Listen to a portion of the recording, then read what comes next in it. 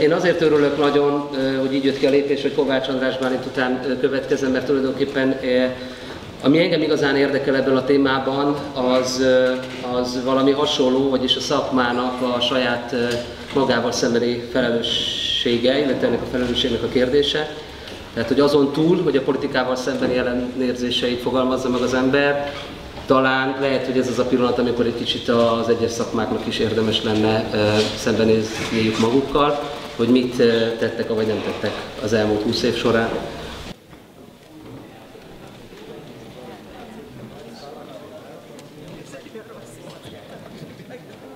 A színház egy örökölt struktúrával indította a rendszerváltás utáni történetét. Ez az örökölt struktúra, ez tulajdonképpen egyfajta rögzült, egyértelmű, világos szokásjogra épült. Egy szokásjogra a szakmán belül, a szakma és a politika viszonyában, a szakma és a közönség viszonyában egyaránt. A missziója ezeknek az intézményeknek teljesen világos volt, a misszió egyenlő termelés, tehát előadásokat kell létrehozni. A politika érdeke egyértelmű volt, tehát, hogy legalább ezen a területen ne legyen túl nagy bonyodalom, őrizzük meg ezt a nyugalmat. Ehhez ráadásul hozzájárult az, hogy magának a színházi szakmának egy nagyon erős lobby ereje volt hagyományosan, nagyon jó állami kapcsolatokkal, és hát mindennek az eredménye volt tulajdonképpen egy változatlanság.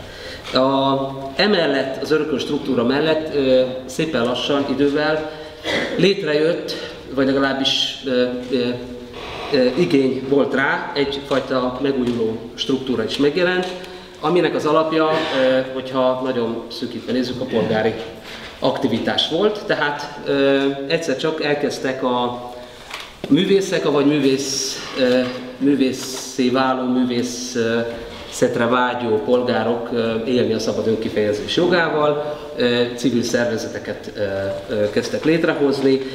Na most ehhez csatlakozott egy másik jelenség is, ugye a rendszerváltás után, ez pedig az újabb és újabb generációknak a szabad önértelmezési vágya, vagyis hogy valamilyen módon meg tudják fogalmazni a saját identitásukat ebben az elvileg szabad világban. Volt egyfajta, de úgy mondanám, hogy egy ilyen identitásdeficit, tehát hogy ezek a fiatal erők tulajdonképpen ebben a rögzült valóságban, vagy a rögzült struktúrában igazából nem tudták megtalálni a maguk identitását, és hát ugye erre az identitásdeficitre azért hasonlóan, mert én most nem csinálok egy ilyen felmérést, amit te mondtál, de hát ezek nagyon érdekesek egy ilyen helyzetben is, hogy azért, hogyha körbenézzünk a teremben, akkor azt is érezzük, hogy körülbelül mekkora az új fiatal erők részvétele a kultúra értelmezésében és annak gyártásában.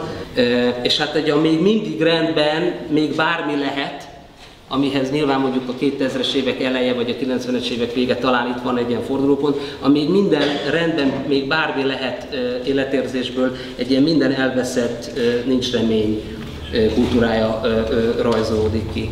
Létrejött egy zárt, paranoiás és védekező struktúra, teljesen megszűntek, tulajdonképpen létre sem jöttek a szakmai viták és konzultációk, egyirányú szakmai kommunikáció alakult ki, aminek amit én úgy írnék le, hogy igények bejelentése javaslatok nélkül, tehát, hogy tulajdonképpen csak az van megfogalmazva, hogy mit szeretnénk, mit kérünk, mit akarunk, de az, hogy mit javasolunk, hogyan adaptálódnánk, erről érdemi vita nem folyik. Pozícióharcok, tehát az, hogy ki hogyan őrzi meg a saját megszerzett jogait a közszínházi struktúrában, ebből következik a mobilitás hiánya, a szolgáltatás egyszínűsége, a tehetséggondozás hiánya, amit én úgy írnék, hogy a tehetség az egy gyakorlat. Tehát, hogy azt, hogy mondjam, azon kívül, hogy lehet isteni adottság és egyebek, alapvetően egy folyamatos gyakorlat. Az a tehetség, amelyik nem tudja a tehetségét gyakorolni,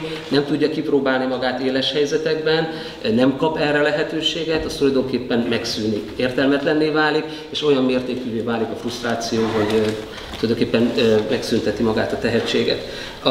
Az egészséges és tisztességes verseny hiánya, ami hát azért is fájdalmas, mert ezek a civil szervezetek, ugye ezek az új művészeti kezdeményezések kifejezetten vágynák ezt a tisztességes versenyt. De hát a pályázati rendszerünk az tökéletesen fejletlen, ahogyan Szilágyi Ákos tegnap jellemezte a rendszert, hogy kompetitív autokrácia. Én azt gondolom, hogy a kompetitív autokrácia gyakorlatai valósulnak meg a pályáztatási rendszerben már a 20 éve, ami azt jelenti elsősorban, kicsit erre a származási történetre is utalva, hogy személyek vannak támogatva, és nem pedig missziók. Ami egyértelműen az én értelmezésemben egy kulturális sorvadást eredményez, mert a kultúra több a kultúrát csináló személyeknél, tehát hogyha nem vagyunk képesek missziókat értelmezni, akkor miről beszélünk? Hát egy klientúráról beszélünk, és ennek következménye kölcsönös bizalmatlanság, szakma és szakma, illetve szakma és politika között. Nem sok kis apró részletben jelenik meg a tudás, hanem kevés helyen koncentrálódik, tehát hogy ilyen tudás koncentrációs központok jönnek létre, ahelyett, hogy megérezhetnék a polgárok ezeket a kis részlettudásokat, és ezek között kialakulna valamiféle hálózati együttműködés. Mivel nincsen ilyen típusú együttműködés, a szervezeti profizmus sem jelenik meg, egyáltalán bármiféle profizmus nagyon ritkán jelenik meg, szakemberhiány a kultúra területén, a mediátorok, menedzserek, kurátorok hiánya, tanárokra szabott szakképzés folyik, tehát egy ilyen önismétlő edukáció a művészetben, tehát nagyjából azt igyekszem átadni rigorózusan, amit én egy adott időpillanatig megszereztem, de tulajdonképpen ezek a tudások egymással, hogy mennyire kompatibilisek ezzel. Nem igazán foglalkozik az oktatás, és hát új szaktudás, kívülről jövő szaktudás is ritkán érkezik. Kultúrafogyasztóból valahogy kulturális aktorrá kell válni a polgárnak. Az elitkultúra is csak akkor működik, ha van neki táptalaja. És a commerce kultúrát is csak azon az alapon lehetne támadni az én értelmezésemben, hogyha a magas művészet és az elit művészet képviselőivel szemben is érvényesítenék azt, hogy ez a mindent átható önfényezés, ez nem vezet semmire. Tehát az én értelmezésemben meg kell törni a sztárok hatalmát, tehát egyszerűen látni kell, hogyha a magas művészet ugyanazt a típusú kommunikációt folytatja a kultúrafogyasztóval, mint a celebvilág, akkor tulajdonképpen ugyanazt a képet súlykolja a polgárba, hogy üljél, maradjál a helyeden, és véletlenül se csinálj semmit, mert amikor csinálni kell valamit, ahhoz már én kellek, ahhoz már én értek. Számomra rendkívül fontos, hogy olyan központ vagy központok jöjjenek létre Magyarországon, szintén külső, vagy független támogatásból, amelyek biztosítják ezeknek a központoknak a függetlenségét, amelyek ezek között, az aktivitások közötti hálózatot próbálnák kiépíteni, tehát a fogyasztók, az aktorok, a kultúracsinálók, a kutatók, a támogatók és a fenntartók között vizsgálódna, építene ki kapcsolatokat, és tenne ajánlásokat, és adott esetben hozna létre alapítványokat, próbálna valamilyen módon támogatást biztosítani a kultúra számára, elsősorban mondom, a kultúra alapjai számára. Én a magam részéről erre létrehoztam egy bankszámlaszámot, amire elhelyeztem 1000 eurót, azért, hogy egy ilyen független innovációs központ létrejöhessen, ami egyszerűen kezdi újra értelmezni teljes mélységében a kultúrát, tehát nem az elitművészetet, hanem teljes mélységében azt, ami ma kultúraként zajlik Magyarországon. Köszönöm szépen!